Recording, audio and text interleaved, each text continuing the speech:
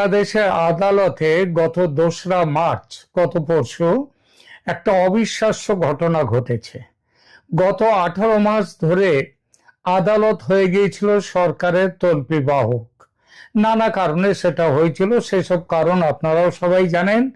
যেভাবে বিচারপতিদের কি বলবো, ভয় দেখিয়ে তাদেরকে জোর করে তাদের কাছ থেকে পদত্যাগপত্র নেওয়া হয়েছে, আদায় করা হয়েছে, তাদের জায়গায় নতুন হুজুর বিচারপতি নিয়োগ হয়েছে। সেই বিচারপতিদের কিচ্ছু করবার উপায় ছিল না। কিন্তু গত 2রা মার্চ একটা অবিশ্বাস্য ঘটনা ঘটেছে বাংলাদেশের আদালতে, এবং সেই ঘটনা নিয়ে ঠিক সে ধরনের বড় কিছু আলোচনা বিশ্লেষণ কোথাও দেখতে পেলাম না, না মেন স্ট্রিম মিডিয়াতে, না সেখানকার যে সোশ্যাল মিডিয়া বাংলাদেশের, সেখানেও দেখতে পেলাম না। সেই জন্যে আমি চেষ্টা করছি বিষয়টা নিয়ে আপনাদের সামনে থ্রেড বেয়ার পুরোপুরি আলোচনা করতে। ঢাকা, এবার বলি ঘটনাটা। ঢাকা হাইকোর্ট সরকারকে বলে দিয়েছে, কোন সরকারকে? সেই যে সরকার এসবগুলো করেছিল তাদেরকে বলেনি, কারণ তারা তো এখন অতীত। মোহাম্মদ ইউনূসের সরকার অতীত, সুতরাং তাদের নয়। বর্তমান যে বিএনপি সরকার, সেই বিএনপি সরকারকে বলে দিয়েছে জুলাই সনদ, গণভোট অধ্যাদেশ আর সংবিধান সংস্কার পরিষদ এগুলো কেন অবৈধ ঘোষণা করা হবে না তা 4 সপ্তাহের মধ্যে ব্যাখ্যা দাও। এর মানে কি? জুলাই সনদ কি সত্যি ভোগে চলে গেল? তাহলে গণভোট যদি অসাংবিধানিক হয় তাহলে সংসদ নির্বাচনও কি বাতিল হবে? কারণ এই দুটো একের সাথে অপরে অঙ্গাঙ্গিভাবে জড়িত, একই দিনে হয়েছে, একই সময়ে হয়েছে, একই ভোটারকে দুরকম জিনিসে দেওয়া হয়েছে দুটো ব্যালট। ইউনূস সরকারের সব সংস্কার কি তাহলে পড়ে যাবে? আজ আমরা ধাপে ধাপে গল্পের মতো করে এই পুরো ব্যাপারটা বুঝবো। শেষ পর্যন্ত দেখবেন আমার এই ভিডিও, লাইক করবেন, শেয়ার করবেন, সাবস্ক্রাইব করবেন। চলুন শুরু করি তাহলে। প্রথমে একটু পিছনে যেতেই হয় পরিপ্রেক্ষিতটা বুঝবার জন্য। 5 আগস্ট 2024 শেখ হাসিনা সরকারের পতন হয়। 8 আগস্ট ইউনূসের, ওই 24-এই ইউনূসের অন্তর্বর্তী সরকার গঠিত হয়। এরপর শুরু হয় জুলাই জাতীয় সনদ 2025-এর গল্প। সেটা কি? 6টা সংস্কার কমিশনের নিয়োগ দেয় মোহাম্মদ ইউনূসের অন্তর্বর্তী সরকার, এবং এই 6টা সংস্কার কমিশনের সুপারিশ নিয়ে 84টা প্রস্তাবের একটা রোড ম্যাপ হচ্ছে জুলাই সনদ। কি কি ছিল সেগুলো? 84টা প্রস্তাব, সবগুলো বলতে গেলে তো বহু সময় লাগবে, সেটা বলতেও চাই না এখানে। মোদ্দা কথা হচ্ছে যেগুলো মোটা দাগের এবং বড় বড় বিষয় সেগুলোই বলি। তত্ত্বাবধায়ক সরকার ফিরিয়ে আনা, 2 কক্ষ বিশিষ্ট সংসদ, 300 আসনের নিম্ন কক্ষ আর 100 আসনের উচ্চ কক্ষ হবে। তারপরে সেটাও হবে ওই যে যেরকম ভোট পেয়েছে, আসন পাওয়া নয়, যে দল যত ভোট পেয়েছে সেই হিসাবে তাদের 100 আসনের উচ্চকক্ষের সংরক্ষণ হবে। সংবিধান সংশোধনে উভয় কক্ষের সম্মতি বাধ্যতামূলক, আরো অনেক কিছু সংস্কারের কথা। 17ই অক্টোবর 2025 জাতীয় সংসদের প্লাজায় 25টা রাজনৈতিক দল এতে স্বাক্ষর করে। তারপর রাষ্ট্রপতি 2টো জরুরি আদেশ জারি করেন। 1 জুলাই সনদ বাস্তবায়ন আদেশ 2025 এবং 2 গণভোট অধ্যাদেশ 2025। এবং এর পরিণামে 12ই ফেব্রুয়ারি 2026 সংসদ নির্বাচনের সাথে একই দিন গণভোট হয়। একটা প্রশ্ন, 4টে বড় প্রস্তাব। প্রশ্নটা কি? এগুলো কি আপনি মেনে নেবেন? উত্তরে শুধু আপনার মানে যারা নাগরিক ভোটার তাদের অধিকার হচ্ছে হ্যাঁ অথবা না বলা। সরকার নয়, বলল নির্বাচন কমিশন বলল যে ভোটে হ্যাঁ জিতেছে। এরপর নির্বাচিত এমপিরাই সংবিধান সংস্কার পরিষদ তৈরি করে সেখান থেকে শপথ নেবে আলাদা করে, এইটাই হচ্ছিল নিয়ম। এই তিনটে স্তম্ভ বাস্তবায়ন আদেশ, গণভোট অধ্যাদেশ, সংস্কার পরিষদের শপথ, আজ এই সবগুলো হাইকোর্টের কাঠগড়ায় দাঁড়ালো। আজ মানে 2রা মার্চ এই আদালত এই নির্দেশ দিয়েছে। গত 2রা মার্চ বিচারপতি রাজিক আল জলিল আর বিচারপতি আনোয়ারুল ইসলামের বেঞ্চ 3টে রিট শুনে রুল জারি করে। কারা রিট করেছে? প্রথম রিট করেছিলেন চৌধুরী মোহাম্মদ রেদওয়ান। তিনি বলেছেন সংবিধানে গণভোটের কোনো বিধান নেই, 15তম সংশোধনীতে সেটা বাতিল হয়েছে, অর্ডিন্যান্স দিয়ে সংবিধানে নতুন জিনিস ঢোকানো যায় না। দ্বিতীয় রিট করেছিলেন গাজী মোহাম্মদ মাহবুব আলম। তিনি সংস্কার পরিষদের শপথকে চ্যালেঞ্জ করেছেন, বলেছেন একজন এমপি কিভাবে দ্বৈত ভূমিকায় সংসদ সদস্য আর পরিষদ সদস্য উভয়ই হতে পারবে কিভাবে? এখানে আইনে কোথায় এর ব্যাখ্যা আছে, সংবিধানে কোথায় এর ব্যাখ্যা আছে? এটা হচ্ছে দ্বিতীয়। তৃতীয় হচ্ছে ইউনুস আলী আকন্দ। ইউনুস আলী আকন্দ সরাসরি জুলাই সনদ বাতিল চেয়েছেন।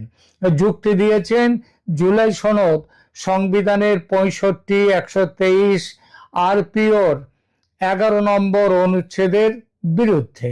আদালত কি বলেছে? খুব সহজ কথা, এই 3টে জিনিস কেন আইনগত কর্তৃত্ব বহির্ভূত আর অসাংবিধানিক ঘোষণা কেন করা হবে না, তার উত্তর জবাব দিক আইন মন্ত্রণালয়, নির্বাচন কমিশন, সংসদ সচিবালয়।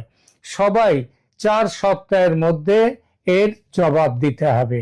আগের আইনমন্ত্রী যিনি ছিলেন আসিফ নজরুল, তিনি তো এখন আর এর মধ্যে নেই, সুতরাং তারা ব্যক্তিগতভাবে তারা কেউ কোনো রকম তাদের ওপরে কোনো জবাবদিহিতা আসেনি। এটা হলো রুল নিসি। আইনের ভাষায় বললে প্রাইমা ফেসি, মানে প্রথম দর্শনে আদালত মনে করছে রিটগুলোর যুক্তি সিরিয়াস।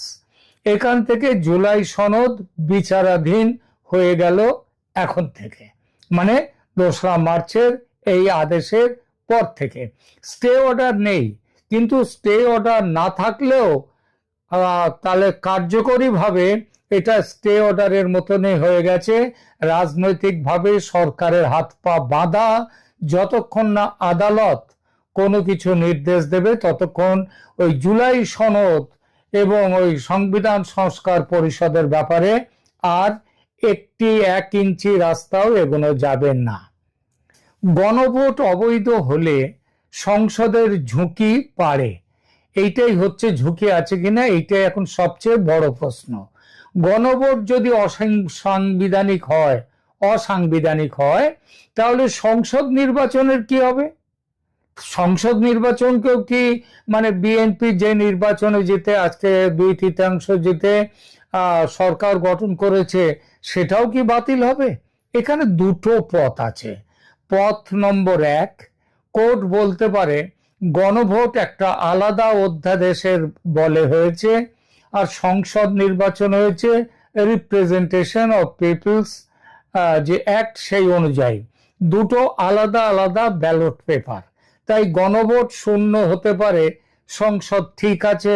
এই রায় যদি কোর্ট দেয় তাহলে তো মন্দের ভালো, এটা কনজারভেটিভ রায় বলে গণ্য হবে। আর 2 নম্বর পথ, যেটা অনেক বেশি বিপজ্জনক, 12ই ফেব্রুয়ারি একই দিনে একই ভোট কেন্দ্রে দুটো ভোট হয়েছে, একই ভোটার ভোট দিয়েছে, একই ভোটারদের হাতে দুটো ব্যালট, প্রচার চলছে জুলাই সনদ নিয়ে। ইলেকশন কমিশন, প্রশাসন, আগেকার যে নিরাপত্তা পর্যন্ত সবকিছুই জুলাই ফ্রেমওয়ার্কে ছিল। সবাই জুলাই সনদের জন্য তারা কিন্তু বলে গেছে, তারা প্রচার করেছে। কেউ যদি বলে একটা অবৈধ গণভোটের ছায়ায় সংসদ নির্বাচন হয়েছে, সুতরাং সংসদ নির্বাচনটাও অবৈধ।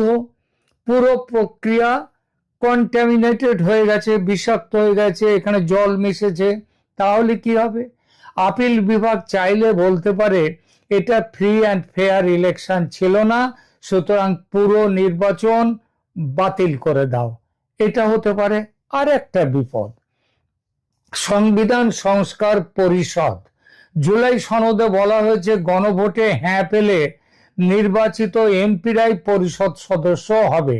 গণভোট গেলে এই ডুয়াল গণভোট যদি বাতিল হয়, মানে চলে যায়, ভোগে যায়, এই ডুয়াল রোলও মানে সংসদ ভোটও সেটাও ভোগে যাবে।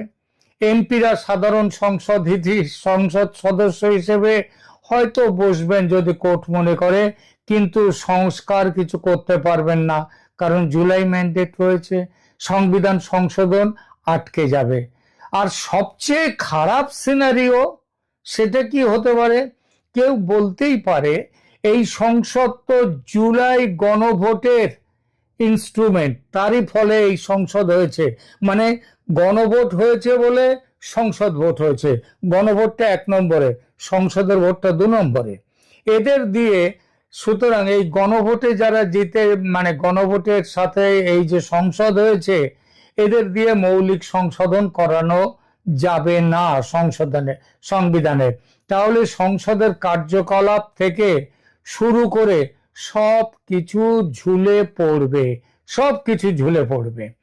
এখন আসি, তাহলে প্রশ্ন উঠবে যে তাহলে আইন আদালতে যদি এগুলোই যদি এসে যায় আইনের শাসনে, তাহলে আইনের শাসনে এই যে আইনের শাসন নাকি কোন যে শাসনে ইউনূস গভর্নমেন্টের ইউনূসের অন্তর্বর্তী সরকার 18 মাস দেশে সংসার চালালো, সরকার চালালো, সেটার কি হবে? সেখানে উঠে আসছে এই সরকার কেন তৈরি হয়েছিল? ডক্ট্রিন অফ নেসেসিটি, অর্থাৎ এটা উপায় নেই, একটা নিরুপায় হওয়ার ফলে এই জিনিসটা, এই সরকার গঠিত হয়েছিল। অন্তর্বর্তী সরকার নাই মেনে নেওয়া গেল গঠনটা এই ডক্ট্রিন অফ নেসেসিটির জোরে, কারণ রাষ্ট্রকে তো চালাতে হবে। আদালত, প্রশাসন, পুলিশ সবকিছুকে ডিফ্যাক্টো বৈধতা দিয়ে দেওয়া হয়েছে। বৈধতা দিয়েই অন্তর্বর্তী সরকার গঠন হয়েছে, এটা নাই মেনে নেওয়া গেল। কিন্তু এটা নাও মানা হতে পারে, কারণ ভবিষ্যতে এই অন্তর্বর্তী সরকারের সমস্ত আইন কানুন নিয়ে মামলা হবে, হতে বাধ্য, আবার রিট হবে বিভিন্ন বিষয় নিয়ে। তো এই যে ধরা যাক সবকিছুকে একটা ডিফ্যাক্টো বৈধতা দেয়া হলো, কিন্তু সংস্কারের বৈধতা কি কোনো রকম ভাবে ডক্ট্রিন অফ নেসেসিটিতে আসে? জুলাই সনদের মতো সংবিধান পুনর্লিখন করার যে ব্যাপারটা, সেটা তো ওই ডক্ট্রিন অফ নেসেসিটি কভার করে না। কারণ ডক্ট্রিন অফ নেসেসিটি দেয় সীমিত বৈধতা, অর্থাৎ দেশ চালাতে হবে, সরকার নেই, শেখ হাসিনা সরকার দেশ ছেড়ে চলে যেতে বাধ্য হয়েছেন এবং সংসদ ভেঙে ফেলা হয়েছে। এই অবস্থায় তাহলে কিভাবে চলবে দেশ? সুতরাং ডক্ট্রিন অফ নেসেসিটিতে এই সীমিত একটা বৈধতা না মেনে নেওয়া গেল, প্রশাসন চালানোর জন্য, রাষ্ট্র যাতে না ভেঙে যায় তার জন্য। কিন্তু সংবিধানের মৌলিক কাঠামো বদলানোর জন্য এই ডক্ট্রিন অফ নেসেসিটি তো আসেনি। সেটার জন্য দরকার নির্বাচিত গণপরিষদ। জুলাই রিটগুলো ঠিক এই লাইন ধরেই চলেছে, বলেছে আপনারা সরকার চালাতে পারেন, কিন্তু জুলাই সনদ চাপিয়ে দেওয়ার অধিকার আপনাদের কারণ নেই। এটা ইউনূস সরকারের ওই তথাকথিত সংস্কারের ওপর বিরাট আঘাত। আরো কিছু মামলাও চলছে এবং আরো আসবে। ঢাকা বিশ্ববিদ্যালয়ের অধ্যাপক হাফিজুর রহমান কার্জন তিনি ঘোষণা দিয়েছেন ইউনূস ও উপদেষ্টাদের বিরুদ্ধে মামলা করবেন। কোন অভিযোগে? বিদেশি শক্তির সঙ্গে গোপন চুক্তি, সংবিধান লঙ্ঘন, এর কোনোটাই অন্তর্বর্তী সরকারের এখতিয়ারে ছিল না। দায় মুক্তি অর্ডিন্যান্স, মামলা প্রত্যাহারের ঘটনা, এমনকি ওই যে অপরাধ ট্রাইব্যুনাল, তার পুনর্গঠন করার যে অধ্যাদেশ, এই সবগুলো ব্যাপার নিয়েই চ্যালেঞ্জ হবে। সম্ভাব্য ফলাফল কি এইসব যে রায় দেওয়া হয়েছে, তিনটে সম্ভাব্য রায় কি হতে পারে? প্রথম সিনারিও, কোর্ট জুলাই সনদকে আংশিক বৈধ রাখলো, ফাইনালি গিয়ে, আপাতত নয়, বলল যে গণভোট রাজনৈতিকভাবে গুরুত্বপূর্ণ কিন্তু আইনগতভাবে বাইন্ডিং নয়, সংসদ নিজেরা সিদ্ধান্ত নিক যে তারা কি করবে। এটা হলে রাজনৈতিক একটা সমঝোতার পথ অন্তত খুলবে। দ্বিতীয় সিনারিও কি, গণভোট জুলাই সনদ সম্পূর্ণ বাতিল, গণভোট বাতিল, সংস্কার পরিষদ ভাঙা, সংসদ নির্বাচন নিয়েও প্রশ্ন উঠবে, সরকারের হাত পা বাধা পড়ে যাবে। তৃতীয় সিনারিও মধ্যপথ, সংস্কার পরিষদ বাতিল কিন্তু সংসদ চলবে, সংবিধান সংশোধন আটকে যাবে, সরকার জুলাই ম্যান্ডেট ছাড়া কাজ করতে বাধ্য হবে। প্রিয় দর্শক, আজ আমরা দেখলাম হাইকোর্টের রুল কিভাবে জুলাই সনদকে কাঠগড়ায় দাঁড় করিয়েছে।